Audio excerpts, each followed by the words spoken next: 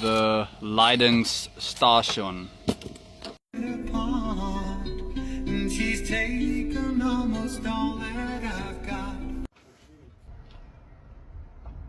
German distribution boards look. So for instance, this is a dual EV charger. We feed them separately with separate cables, so that if one of them goes faulty, obviously you can just isolate them individually. But a lot of the old boards still have these old fuses in, right? So still physical fuses, not a resettable circuit breaker, which is technically safer, right? So yeah, we've got the RCD, we've got 2 3-pole circuit breakers, and brown, black, and gray in that sequence and in that order. It's conventional to obviously go out at the bottom and then, you know, out to your feeders at the bottom, but it isn't the case in this country. They got 3-phase bus bar and they fit it from the bottom, which conventionally I would go up to the top and then feed out the bottom.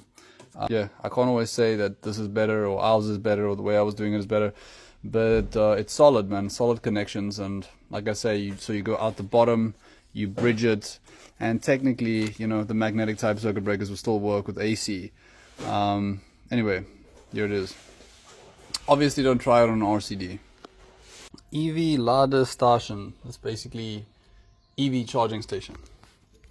Set the dip switches to 32 amps, and then someone said that they thought he's gonna run the cables down and up, but then how would they clean that? So we're definitely not redoing this. Between these dimensions. This machine is gonna be basically redundant.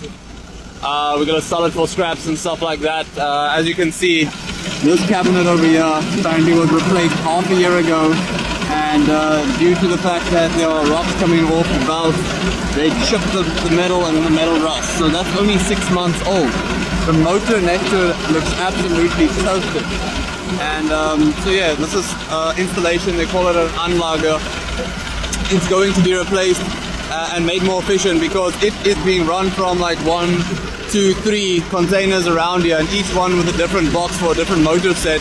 So what they're gonna do is they're gonna run it from one central container, and it'll just be more efficient, easier to find faults and stuff like that.